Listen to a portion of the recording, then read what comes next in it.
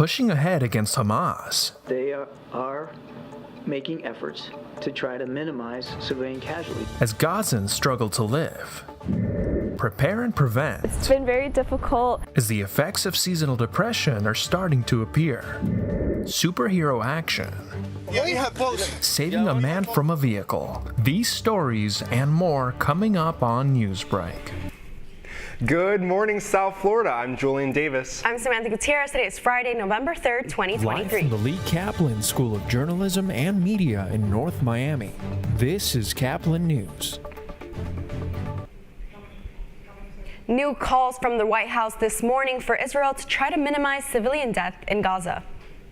Secretary of State Anthony Blinken meets with Israel officials in Tel Aviv to discuss what he says are concrete steps the country should make to minimize civilian deaths. As CNN's John Lawrence reports, this comes as the Israeli military says it is surrounding Gaza City and maintaining its threat of a long war against Hamas.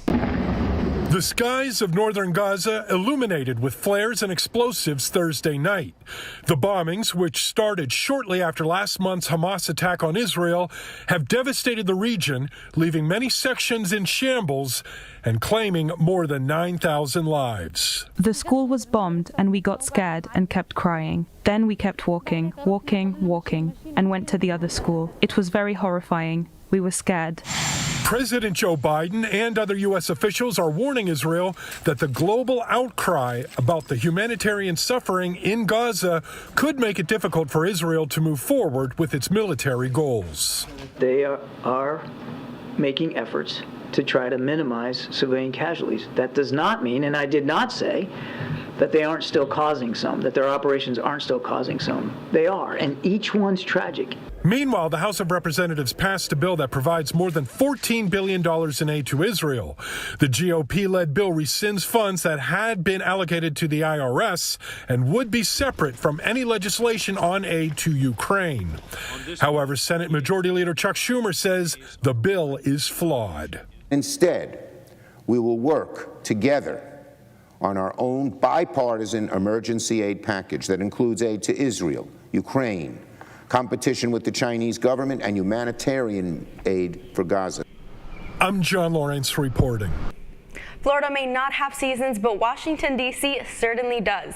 And some Florida natives are learning the effects that dusk arriving earlier might have is a little more than they bargained for. Caplin's Hawa Ezel has more on what to expect when it comes to fall in the southeast. With daylight saving coming to an end, winter is closing in, which means our time with the sun is shorter. Now, I'm out here trying to get my vitamin D, but here on the East Coast, this cold is nothing to play with. So how are others coping? Honestly, I'm not doing the best. There's not the same level of sunlight as you get in Florida. People underestimate how much that really affects your mood and like your actual well-being. It's called SAD, or seasonal affective disorder, and it affects about 5% of Americans. For those who aren't used to seasons, like many interns who come from the South for career opportunities in DC, the adjustment to less sun and wintry winds can be jarring. I've never lived in the cold, so it's been very difficult.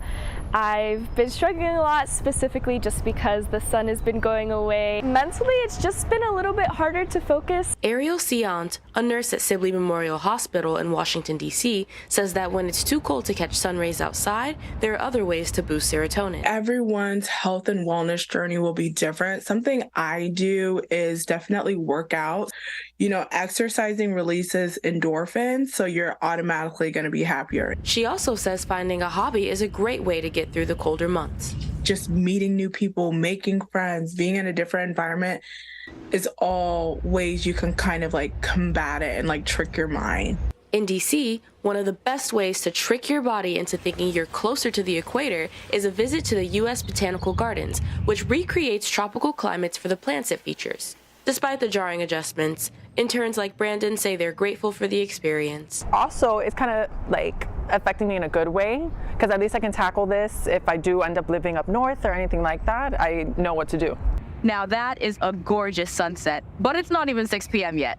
Regardless, DC residents are making the most of the sunlight they do have. In Washington, I'm Hawa Ezel. Senator Rick Scott of Florida is throwing his support behind former President Trump in the 2024 race for the White House. The senator made the decision instead of backing his state's GOP Governor Ron DeSantis. Scott, the former governor of Florida, announced the endorsement yesterday in a Newsweek op-ed. The federal judge overseeing the former President Trump's Mar-a-Lago document mishandling case has signaled she may postpone the trial, which is scheduled to begin next spring. During a hearing Wednesday, the judge raised concerns whether Trump's defense team could complete trial preparations by next May. The judge also cited Trump's other legal cases, which his attorneys are also working on.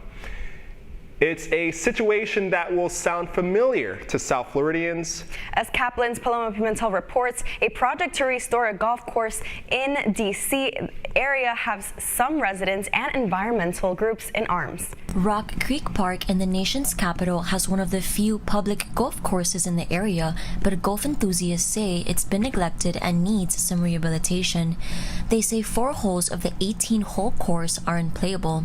The nonprofit National Links Trust has a 50-year lease to manage the golf course and wants to undertake its rehabilitation, but it's proposing a move that is causing a lot of controversy. The National Park Service owns the land and says if there is any kind of improvement on the course, more than 1,000 trees would have to be removed. The National Links Trust says many of them are dead trees or driftwood anyway, but an environmental group, Casey Trees, says that the golf course fix would still mean that 707 healthy and native trees would be removed, and that goes too far. For example, the long-eared and Indiana bats and the Hayes Spring amphipod, which is native to the park and relies on the forest treatment of stormwater, would disappear. We spoke to several players about their opinions on the redevelopment of the course. It's a historic venue, and I think having a full 18-hole course that's accessible to the public is a terrific idea. Well, there's always a balance between environmental concerns and the uses, and so I'm not an expert in those sorts of things. I hope that they will do it wisely. Removing trees and biodiversity in public parks for sports is also highly controversial in Aventura, Miami. We spoke to a resident who lives next to Founders Park, a public area where the city removed 33 trees and plans to develop 70 acres for pickleball courts, about the ongoing organized protests to prevent the project. The issue is in litigation right now. There's another court date in April, and that's when the judge will make his final decision if they have to restore the park or if they can keep the pickleball. So it's definitely not over. We're going to protest Tuesday. The National Public Service's public comment period for their golf course assessment is extended until November 4th after public pushback. I am Paloma Pimentel reporting for Caplin News. A dramatic rescue is caught on police body camera video in Southwest Florida recently. As Gage Golding from WBBH reports, officers lifted up a car to save a man trapped underneath it. It's harrowing body cam video that gives us a glimpse into the heart-pounding rescue of a man trapped under his own car. The whole car falling on his body. Carlos Romero sharing that on Monday evening he was helping his father-in-law, Francisco, replace the transmission cable on his car, his prized possession. He loved the car. The only thing holding the car up in their Cape Coral driveway are these ramps, and somehow they failed, the car collapsing on Francisco. While dialing 911, Carlos tried everything he could think of. Then I grabbed another jack from that car, and that one was better. Or at least I have in the car a little separate from the body. Cape Coral police arriving just in the nick of time. 2 officers literally picking the car up, get over here, allowing Carlos to pull his father-in-law from underneath. At this point, Francisco is unconscious and barely breathing. Yeah, he had both. He's got one? He had both. But if that had continued to weigh on him like that, he probably would have lost his life. Francisco is now in the hospital. Doctors say he has 7 cracked ribs and some other broken bones, but the most important thing he has is his life. The doctor says it's a miracle. He's alive. All thanks to these 2 officers. It's like the Hulk lifting a car off of somebody. It's pretty cool, and we're really proud of them. That was Gage Golding from WBBH. The man is still recovering in the hospital, but his family hopes he'll be released today or tomorrow. Some retailers are giving shoppers a reason to be thankful this Thanksgiving. Target's holiday meal costs about $25 and serves 4. And it includes 10-pound turkey, potatoes, green beans, cranberry sauce, stuffing mix, and gravy. Walmart has one that's available either ready to bake or to cook from scratch. And Aldi says it's lowering prices over 70 items for the holidays. Amazon's founder Jeff Bezos is trading Seattle for some South Florida cafecito. Bezos announced on social media yesterday that he is moving to Miami to live closer to his parents.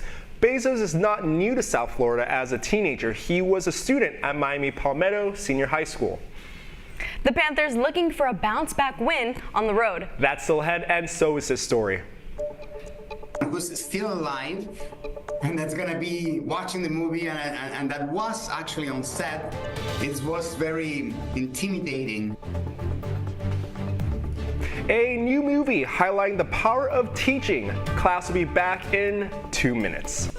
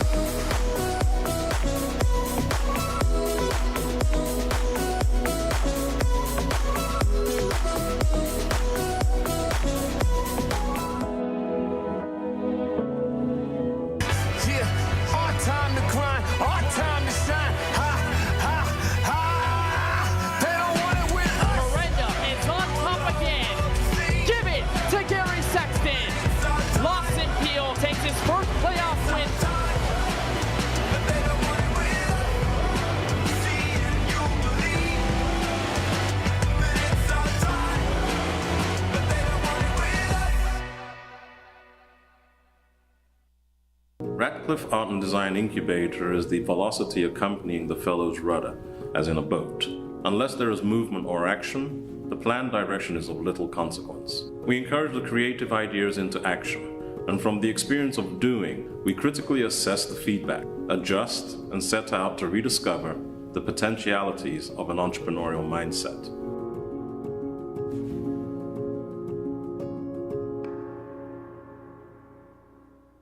Stem is precise, no margin for error. Dare to forget that. Dare to have fun with it. Get weird with it. Dare to send those old STEM theories flying past the neighbor's house into outer space.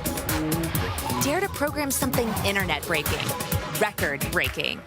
Dare to blow their minds. Dare to learn the difference between sedimentary and metamorphic rock. Go find those rocks. Dare to keep daring. Dare to STEM. Check out She Can STEM to get started.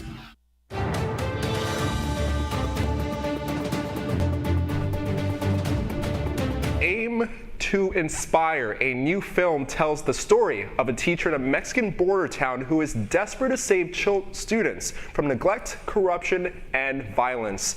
The film that won the Festival Favorite Award at this year's Sundance Film Festival arrives in theaters today. And as Caplin's Jasmine Moncada reports, it's based on an inspiring true story. We're missing a package.